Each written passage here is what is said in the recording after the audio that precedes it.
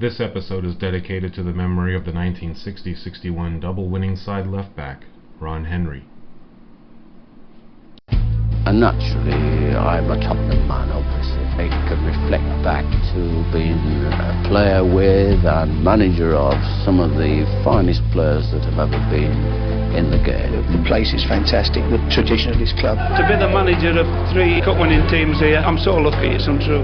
Hotspur America podcast, airing every week during the English Premier League season. What a glory, glory night at White Hart Lane. This great and historic football club. Joyful night down the Tottenham High Road. Hotspur America, the original US-based podcast dedicated solely to Tottenham Hotspur Football Club. Gascoigne going to have a crack?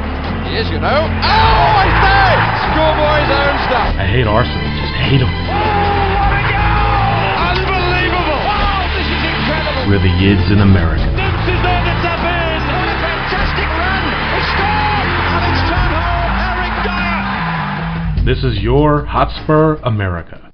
Hello, everybody, and welcome to Hotspur America Podcast, Episode 18, Season 1. Beautiful week, I think. I think we got what we deserved in a 2-1 win at Leicester and a point against a very informed Manchester United. With me this week to talk about all things Tottenham Hotspur, Sam Zerwell, Simon Dodsworth. Sam, how are you? I'm well, as with the team, progressing nicely. Glad that we have the entire brain trust together again. I agree. Simon? Bonjour. Bonjour. I almost was going to do a Del Boy, but I figured better not do that. Why not? Because it should have been au revoir. Au revoir. And as we're going to talk about in the intro, obviously a sad week for Spurs. They had the minutes clap before the match. Left back Ron Henry from the double side had passed. As I go through and read books and try to gain more understanding of that time and that era, some of these, and you hate to use the word, but some of these little, more obscure players, I really knew nothing about until something unfortunate like this happened. But I know that Simon and Sam, even possibly you, but I know for sure Simon has a little bit of background on Ron, and if you could share some of that with us as we get started. Well, a lot of you think that I was around to watch the double team, so that's not the case. But I think anyone who's followed Spurs for a long period of time knows pretty much a lot about the double team and has read a lot about that particular season, that era of Bill Nicholson and Spurs being arguably the greatest team in England at the time. And it is very sad when one of those fellas passes away, because I believe that's now 5. Obviously, the unfortunate John White back in '64. Bill Brown, the goalkeeper, has passed away. Danny Blanchflower recently. Bobby Smith. So we've lost a few of those guys, and the rest of the team are up there in the 70s and the 80s. So it is very sad when one of them does pass away. But Ron was a great servant for the club. He joined the team in '55 when he was signed from an amateur, and he didn't retire until '69. He was with the club a long time. Obviously, with minimal competitions back in those days, he didn't kind of rack up the appearances like Perryman or Mabbutt did, and there weren't a lot of substitute appearances back in those days. But he had a very good career. He won a lot with the club. He was, I believe, an ever-present in the double team. The following season, he only missed 1. Yep.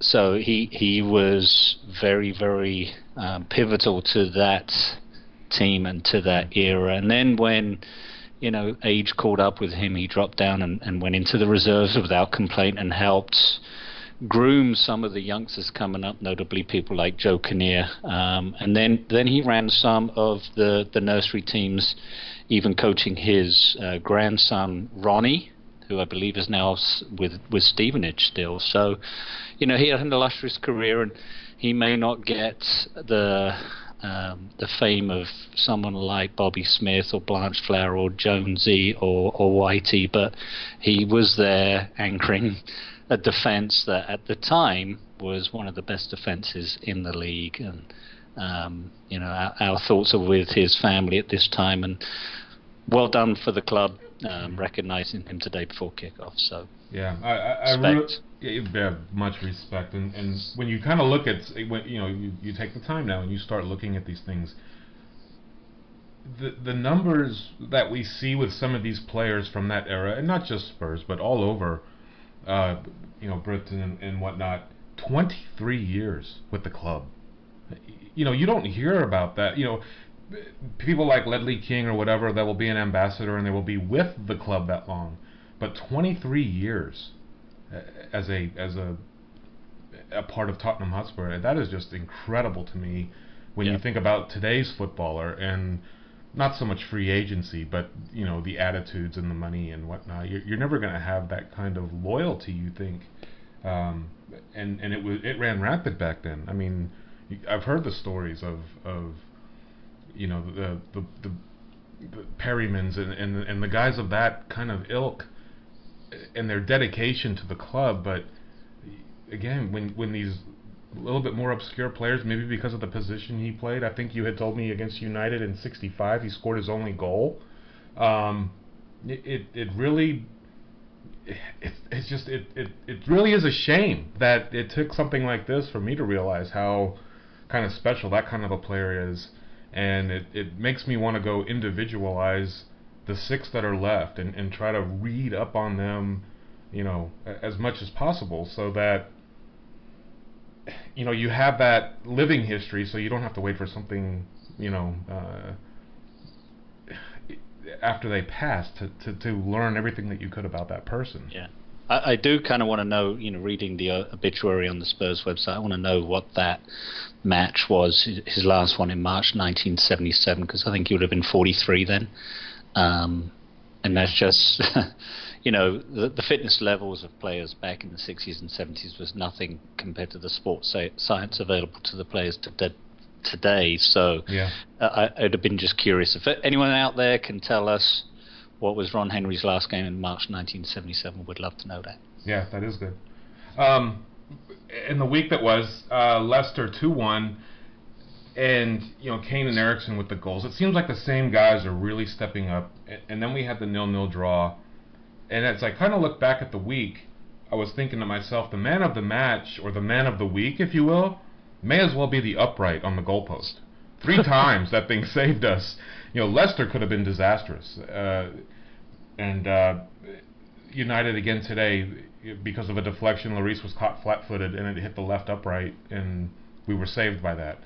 Not to mention some other spectacular and world-class goal saving by that guy, and he was our man of the match today. But we've been rather fortunate to take 4 points this week, I think, and very much needed points at that. Sam, anything to add? No. I mean, I hate to sort of start my comments up with marginally disagreeing with you, but we didn't. I'll never complain again about all of our bad luck on the heels of or after that Leicester result, because we didn't deserve to win that. I mean, we really didn't. We had a good 20 minutes in the beginning. It was horrid conditions, and we were very, very lucky to get a result there. But I mean, I'm a big believer in this, in that good and progressing teams find a way to win matches like that, and we did. And I was pleased, and just kind of get out of there, go home, dry off, and get ready for today, and we can chitty chat about that. Lead us, tell us where we're gonna go. So many things to talk about, right? Yeah, and really, when you take Leicester and you break it down, 3 points is 3 points, and I kind of put that in my notes. Eriksson's free kick goal was, his 1 inch to the inside versus the 2, gosh, I cannot remember the lad's name that he scored today for Leicester. Their first goal on a beautiful shot, very Morales-esque against us when we played Everton. And the name's escaping me, but I will find it. But he scored again today, and he had a couple of chances against us that very well could have gone in, and just ruined that for us. For us to look at, how Spursy would that have been? Lose to the bottom team in the ranks. And then, as we get the Eriksson goal, it's, as Sam would say, a Spursy win. But United today, at home, our history recently even tells us that we play, them better at Old Trafford than we do at home. And I think this fixture last year was a draw, and then we went to their place and won 3-2. Yeah, saw a terrific stat today that said we are the third team in Premier League history to not lose to United in 5 fixtures. In a row? That was, yeah. Wow. Yeah. Thought that was very interesting. That is interesting. Yeah. Haven't lost to him in 5. Only 3 other teams in the league's history have done that. Yeah, and you could tell today, I thought Vertonghen played awful in the first half. I mean, let's be blunt. He's very much... The reckless challenges are starting to aggravate me. The lackadaisical attitude, it seems like at times, is starting to aggravate me. And his "I did it, but I didn't do it" when he's talking to the ref type stuff, I think that kind of manifests itself from referee to referee to referee, and then the player starts to get a bit of a reputation. I think, and I think they mentioned this on the announcers, said Pochettino must have laid into him at halftime because he was like Jekyll and Hyde coming out for the second half. He played a much better defensive role, I felt, in the second half. And Fazio, it was amazing for me. I thought he did a wonderful job. Yeah, this game seemed to set up well for him when the ball was in the air a lot today on both sides of the ball, and that's always going to serve him well. I've always sort of lamented about him, as with any 6'5" defender, footwork is always going to be his greatest challenge, but he shines in the air, and he was brilliant today. But positionally with his feet, I thought he was very good. I thought it was a ballsy lineup today. I mean, I think for all the people that have moaned about our manager, frankly, I thought he outmanaged Louis van Gaal. I mean, lots of things that we can talk about the game today, but Van Gaal left the match bitching and moaning about the fixture list, and I have to give a shout out to Yidvids, because he pointed out where we've had I have to go back and look, but they've only had 20 matches, and we've played 30. Yeah, we've had 10 more, and he had the foresight and the balls, frankly, to put. I mean, when I showed up at the pub and I saw Vlad and Townsend, I thought, oh my God, here we go. But it ended up being a stroke of genius, and we get a result, which a point is a result, and now we can move on to Chelsea. And we're the only club in England that are still active in all of their competitions that they started the year in, correct? Arsenal was booted out of the FA. Yes. Or not out of the FA, but out of the League Cup. So we are still in the League Cup, still in the FA Cup, still in Europa League. Yeah. And in a semi-final. Yeah. And in a semi-final as well, yeah. I think Chelsea's still in everything. That's right. They are still in everything. Oh, yeah, you're right. Yeah. But that's it. It's us and Chelsea, because let me think. Which European competition are Liverpool in this season? Oh, that's right, they're not. Yeah. They're in the SFA.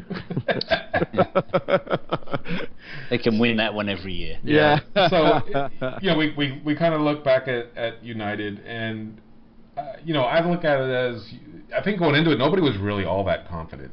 We kind of saw how we were playing against Leicester, and we nicking one against Swansea, and it's always seems like last minute.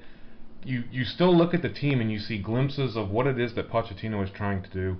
Now, I don't know if it has anything to do with the upcoming fixture list or whatever it is, and I'm not sure exactly who United play next week, and so maybe that's why he threw Van Persie, Rooney, Falcao, basically the kitchen sink at us, and they couldn't break us down enough to score. They came close, but they didn't break us down enough to score.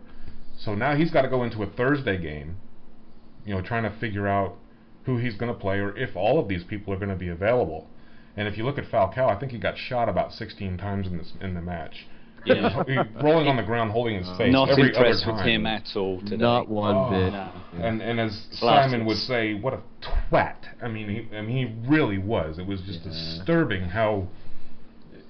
Verts with his hand on his face, and you hate to stereotype football, but it's very South American. It really is, the way that they just roll on the ground over every little thing. The game's not done any favors when players act like that, for sure. That was sad to see. And I've talked about it before, that as an American fan, an American sports fan, when you start to see that and they allow it, it really